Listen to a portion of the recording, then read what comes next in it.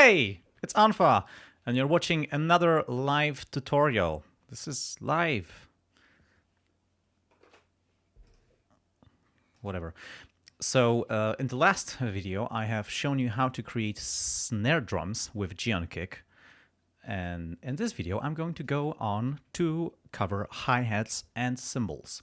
I thought I'm going to join the two into a single category because the only difference really is how you set up the envelopes. Hi-hats are short, cymbals are longer. Maybe not the only difference, but I think we can cover both categories in this video. And I think that's going to be the final Geonkick video for now. That's been 3 videos about Geonkick alone, so I guess it'll be good to cover something else, like maybe Drum Gizmo next time, or whatever you want to see. Alrighty, so I am back to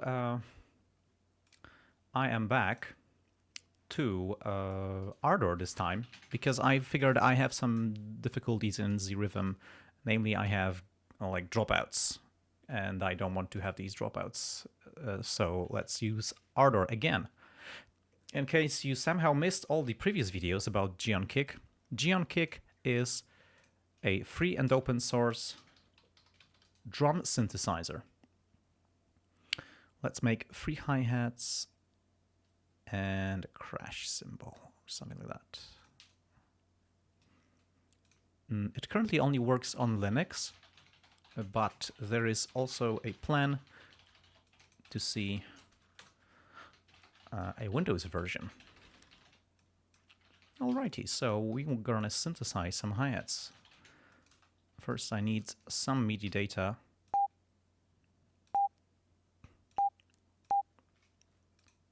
That could be enough.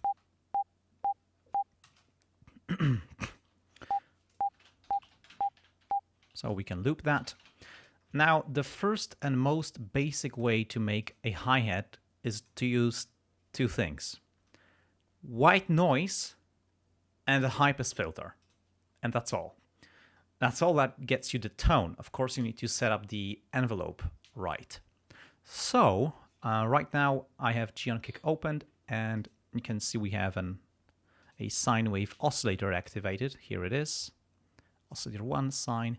I'm going to just disable that and instead enable noise. You know what? I'm also gonna make this one stay on top, and I'm gonna assign MIDI input from my keyboard so I can play. Okay, so this is just white noise. Well, it doesn't sound like any hi-hats at all. So what we're gonna do is use the Amplitude Envelope. So I can go to Noise, Amplitude, and now I'm editing the amplitude envelope of this noise. Can make it anything I want.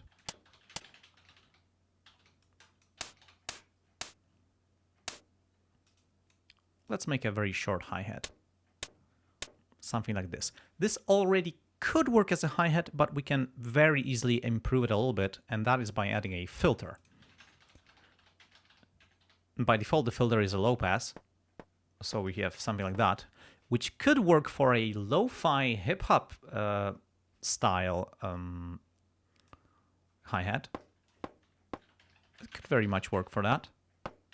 But I'm gonna rather go for something more modern and like clean sounding, I'd say, not modern. So I'm gonna use a high-pass filter, that is removing the low frequencies, and that's what we have. So without the filter and with the filter. I would call that an improvement. Okay, I'm gonna maybe make this louder, and now with the amplitude envelope, I could also like add a little bit more spike to it, so we had a nice transient. Oh, I think something glitched out. I'm gonna switch to a different envelope and back, and there is a problem.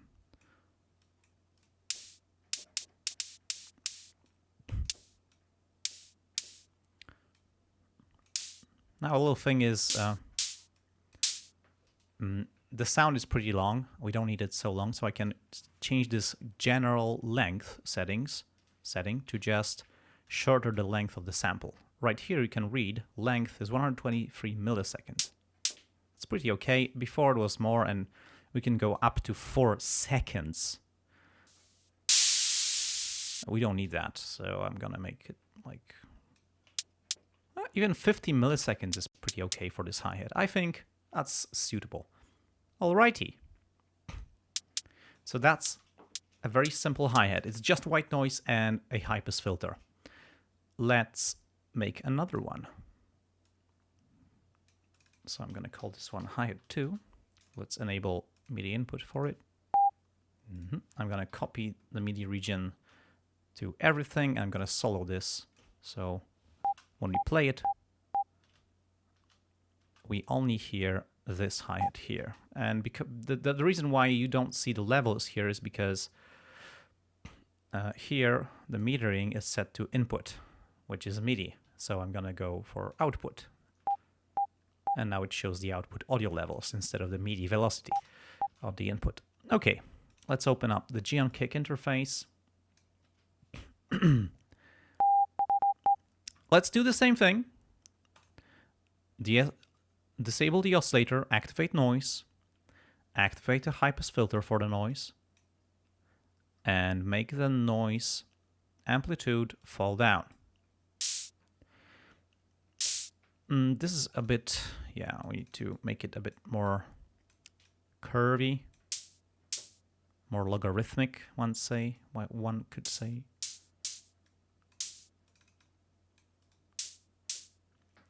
Okay, and what I want to do now is add metallic resonance.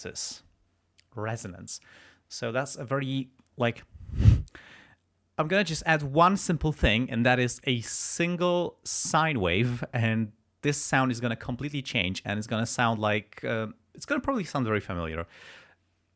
So let's enable the oscillator again, and now I'm going to change the oscillator amplitude first. Let's make it like similar to what the noise had, you know.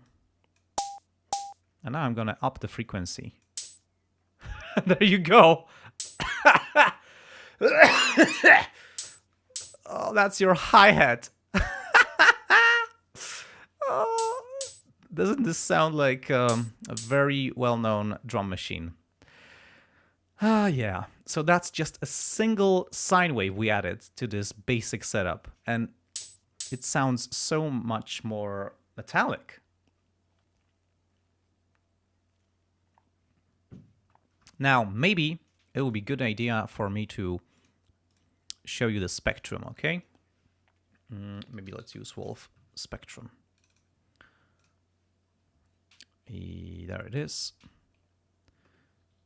And now, oh wait, okay, it's working.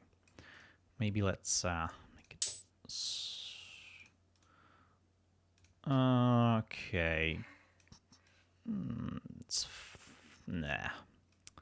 I'm gonna put it down here. That's gonna be better. So you can see we have this white noise thingy, high passed, and just a single tone. If I disable it, it's not there. Now we can add a second oscillator. Why not? And that's a bit silly. I should have just used the global amplitude maybe for all the oscillators and the noise at once. But because I have separate oscillator 1, 2, and noise amplitude envelopes, I can vary that, and it's gonna give us some more character. Let's make this one also higher. Now, by pure chance, I just hit the two frequencies very close together. You can hear a very certain beat of those, and you can see that beat here. They are just so close, they're interfering. I'm gonna change one, and it's no longer there. Funny. Now, maybe you're gonna get the point. What I'm trying to do is, like, by adding extra harmonics extra tones, we create the illusion of a metallic sound because metal objects resonate in very interesting patterns or interesting modes.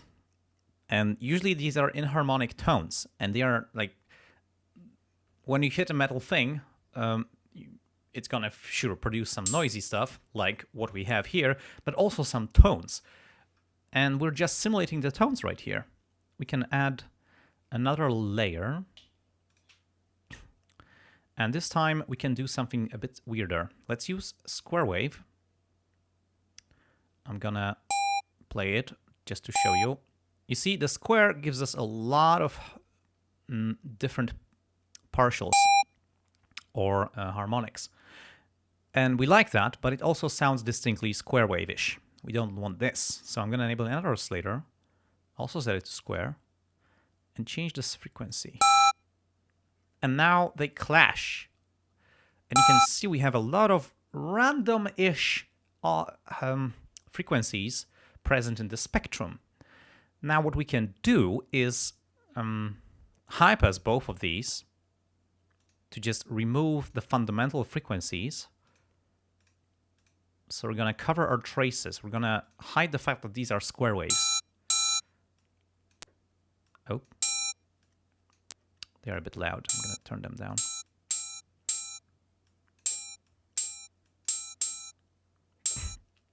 Now you can no longer tell that these were square waves once. So I think I'm a bit too... Whoa. Okay, but I think the filters are a little bit buggy. And these are a bit too loud. Okay, let's maybe amplitude for the oscillators. Okay, let's maybe just make a very simple 2 ramps.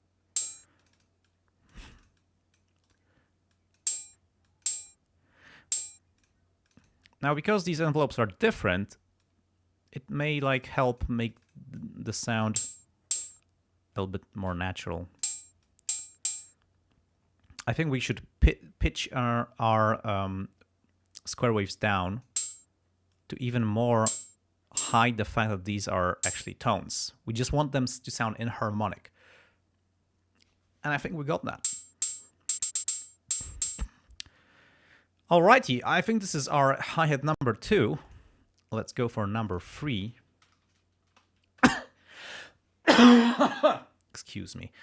And for number 3, I want to do something like take this idea of creating metallic resonances and go to the max with that and just not use any noise at all. Let's see how we can do with this.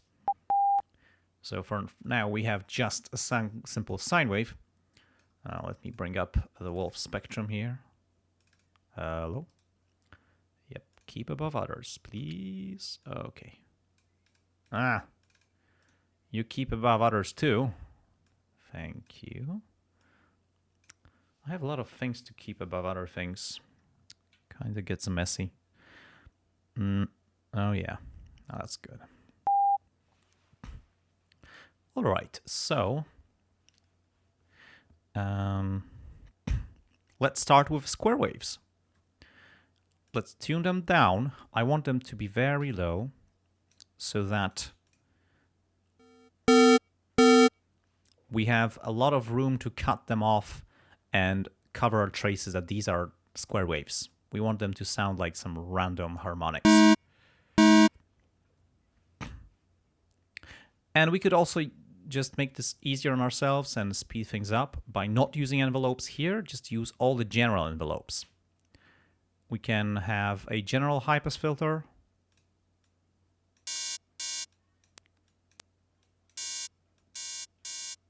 And we can have a general amplitude envelope right here.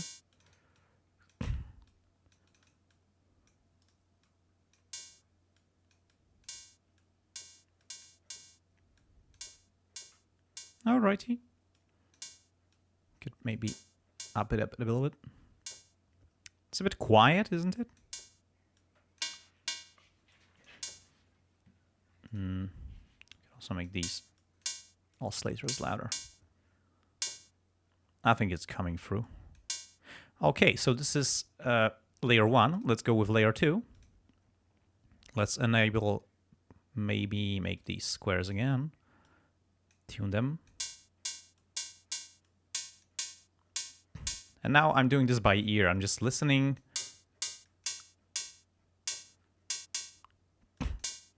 Trying to make this sound as enharmonic and as chaotic as possible. I don't want to make it sound like a chord or a melody or anything. Also, I could use another high-pass filter just in here to like vary the tone a bit. And here too. You have a lone harmonic here. I wonder what's that. Oh, I didn't enable oscillator too. Well, that's silly. Oh, that's nice. This sounds good. I like that. And let's enable layer 3 and do the same thing. Enable both oscillators, go make them square waves, tune them to weird things, and add extra high-pass filters. Because apparently the global high-pass filter ain't too... it's not as steep as I'd like. I could try and tweak it with this Q factor, which is inverse, but it's not ideal. Okay, I think I want to just tweak the volume envelope. Sorry, the amplitude envelope. And okay, now it sounds like it's compressed. And that's good. I like it.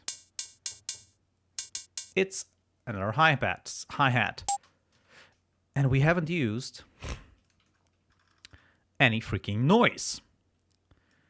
You might think, what the hell, man? That's impossible. And now we have our 3 hi-hats playing in sequence. Okay, it's time to make our, let's call this, let's make it a crash. Okay, maybe I'm going to call it crash cymbal. Oh, why can't I type? Okay, because, and you know, for a crash cymbal, we're going to have a much longer note. Let's see if it's going to... Yeah, it loops. Fine. Plays just good. Just fine. Let's keep it about ours. Alrighty then. Let's use the hybrid approach. Noise and... okay, where is that? Oh, nope. I want to be able to play this with my keyboard. Okay, now I can. Good. So let's maybe start with a noise source. I think I'm going to use the general amplitude, and then maybe we can add some individual amplitudes to spice it up. And also I need to make this sample longer. Let's see how long it will take here.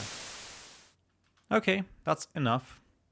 So 1.8 seconds seems to be the right amount of time for our crash to fade out.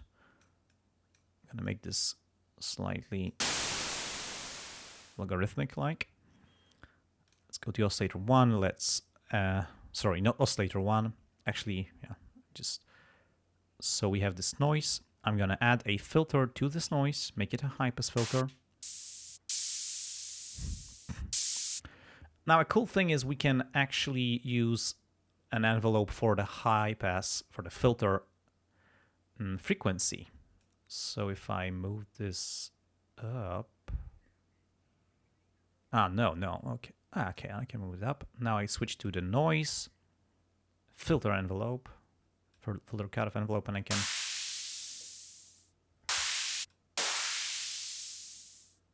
Maybe that's going to help us a bit. Maybe not.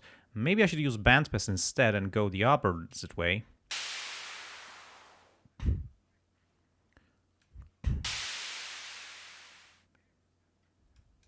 Whoop.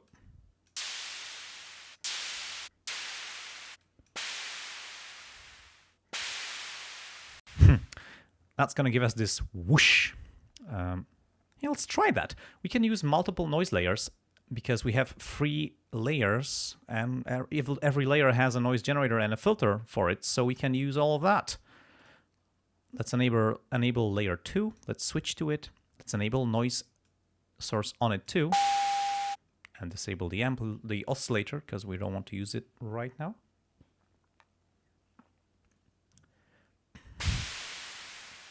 I'm going to use a high pass this time.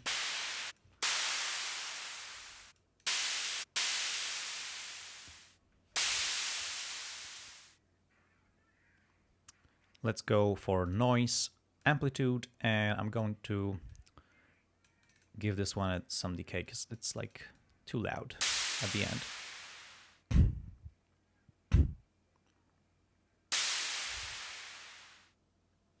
Okay, so I like it because it kind of sounds like it's getting a bit darker.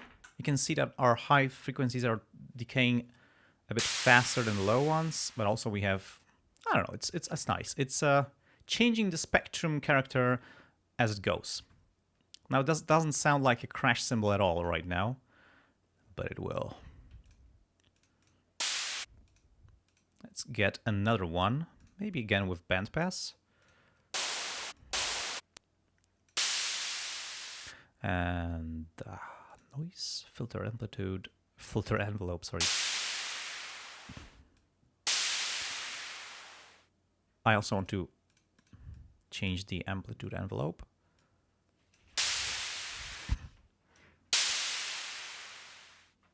Who are you? I dyed her hair today. How did I go? How did I do? Sweetheart.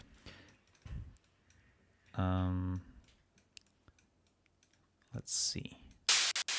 Whoa, something glitched out. Okay. I can make it louder to begin with. Wow, I'm spawning lots of points unwillingly.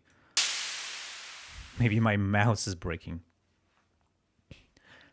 Someone called me asks, what headphones do you use? These are AKG K518LE, if you can read that. Let me cut. You can't read this. Never mind. Yep. It's AKG K518LE. I bet if you search for that, you're gonna find them.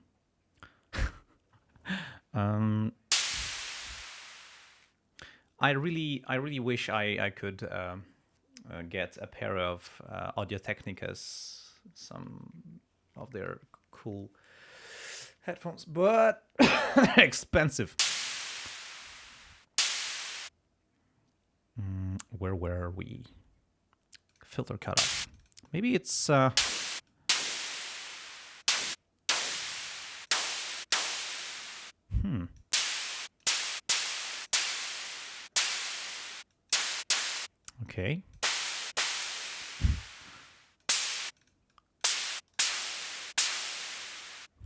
How about this?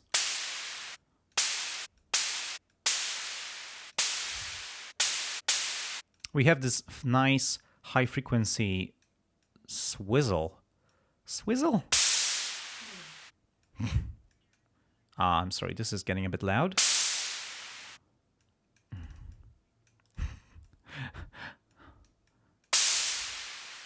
Okay, I want these high frequencies to decay a little bit longer. All right, you can see we have quite a hot spot on the spectrum right there. And X says, I use AKG 271MK2 Studio. I'm gonna check that out. I think I should at one point just bite the bullet and buy them. I've read great things about these headphones.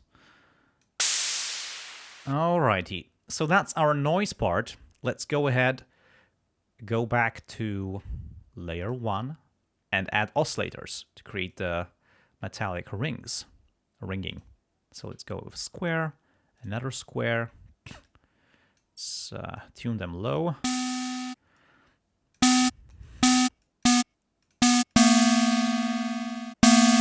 Yep. I can also vary the amplitude.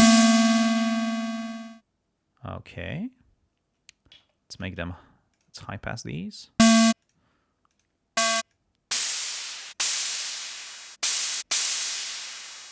And they definitely need an amplitude envelope that will... Oh. Wait, what am I doing? Noise amplitude. Oh, that's the general amplitude. Okay, all right. Then oscillator amplitude. Okay. That's too high of a frequency, or maybe not.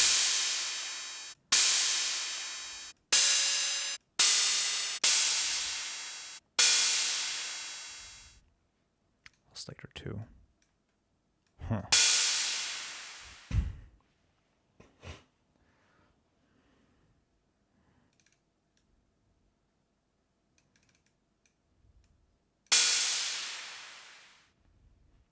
You guys are talking about Super Collider. I never used that. Also, I'm not into programming sounds. I like to dial them in. I mean, I like programming, just haven't tried it for sound synthesis. Hey, Combustible Lemonade is here. Hi. Je m'appelle une baguette. Alrighty, I think this is all a bit too loud. It's starting to hurt my ears. Let's turn it down a bit. Let's go to oscillators. Okay, this is as good as it gets. Let's go to layer 2.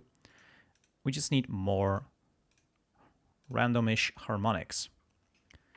Now, why am I using a square wave instead of a saw wave? Because square only has odd harmonics, so I have not. They are not as often present in this frequency spectrum. That makes it harder to identify the waveform by just hearing the high frequency content. So it's ideally you would also use some pulse waves. High pass. Yep.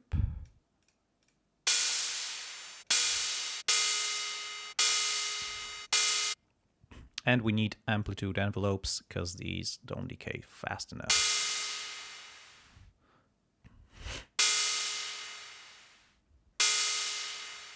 Okay.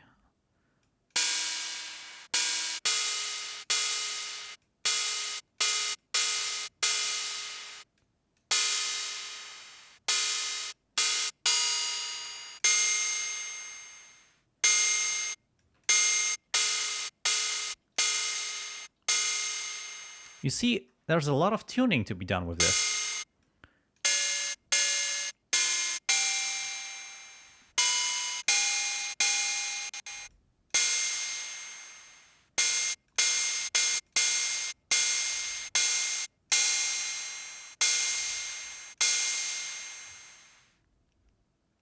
And layer 3, our final layer.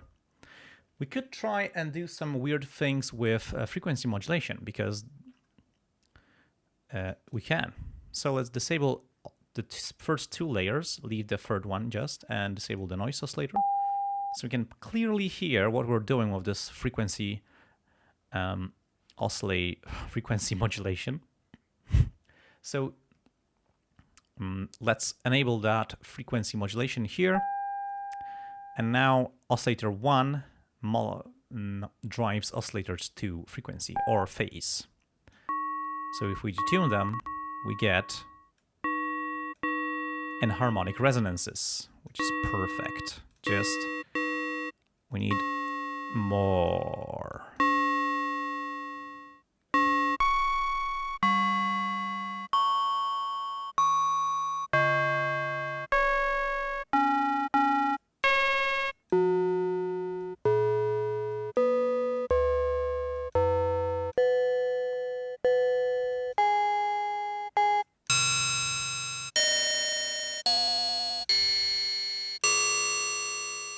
I'm looking at the spectrum and trying to find a version that has the most high frequencies. Now this filter will apply to our result. But that looks just like a freaking Okay, that's much a bit better.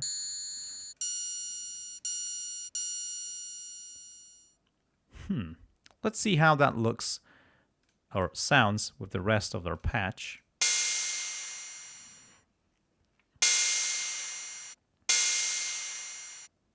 I think I want to use a general low pass filter also.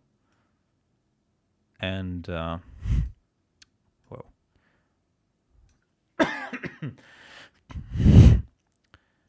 And drive its filter cutoff with an envelope. Oh, that's too much.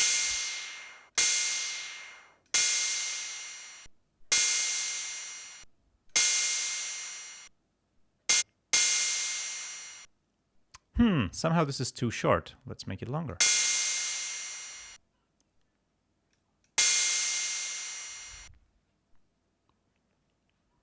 I think we need to squash our amplitude envelope a little bit. It's still too loud in the end. Doesn't decay very softly, it just abruptly ends. Okay, that's a little better. We definitely need some reverb for this one. And filter cutoff. Oh, that's a weird one.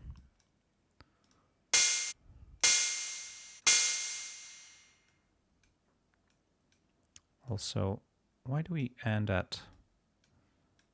Like this is some...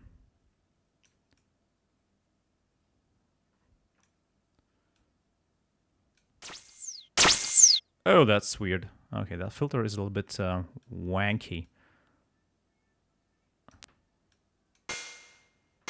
I can't really do what I want with it. Let's leave it like that. And X says, that's a lot of shuffling, not so easy. Yeah, this isn't that easy. Hi-hats are easier, but when you give more time to this, to decay, you start to hear a lot of... like, you need to tune it, really, to make it sound good. I'm gonna add some Dragonfly hall reverb. That's what I would usually do for a synth crash patch like this. Maybe not as much. And what I also do is use an EQ. Whoa! Watch out. The EQ is very helpful because we can sculpt the tone and get it to... Now you can see we have a lot of high frequencies, some of which we don't really want. You can also high pass it just to be sure.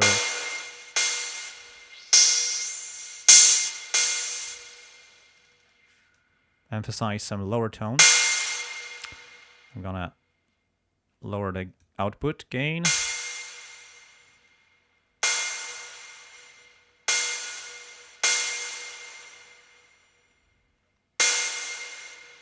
Alrighty, I think this is a crash cymbal, a synthesized one. Let's maybe make them all play together. What you say about that? 3, 2, 1, go!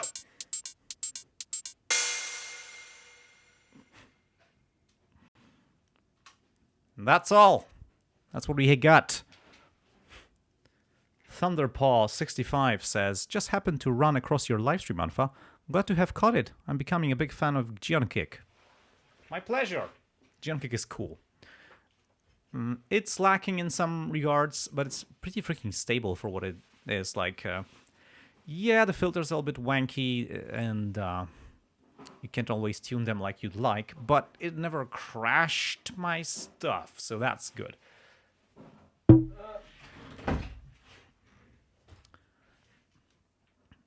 Let me see, how long am I streaming? How long? Oh, it's gone for 35 minutes. Okay. So that's all. I'm gonna save these patches for Geonkick so we can... I'm gonna basically do this, save my stuff and pack it into a zip file and upload it so you can download that and load it up in Geonkick wherever you want, either to take it apart or use it in your tracks. I don't care. Get crazy with it. So, yeah, thanks for watching. I hope you've learned something.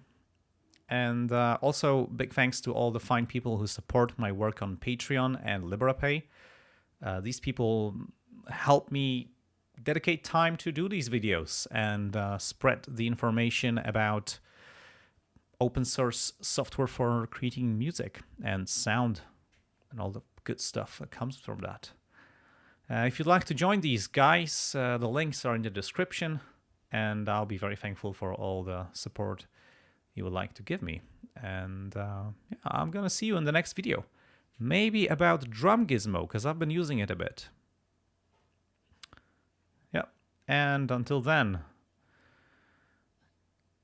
go and make some music. And now is the time where I awkwardly cut. Bye.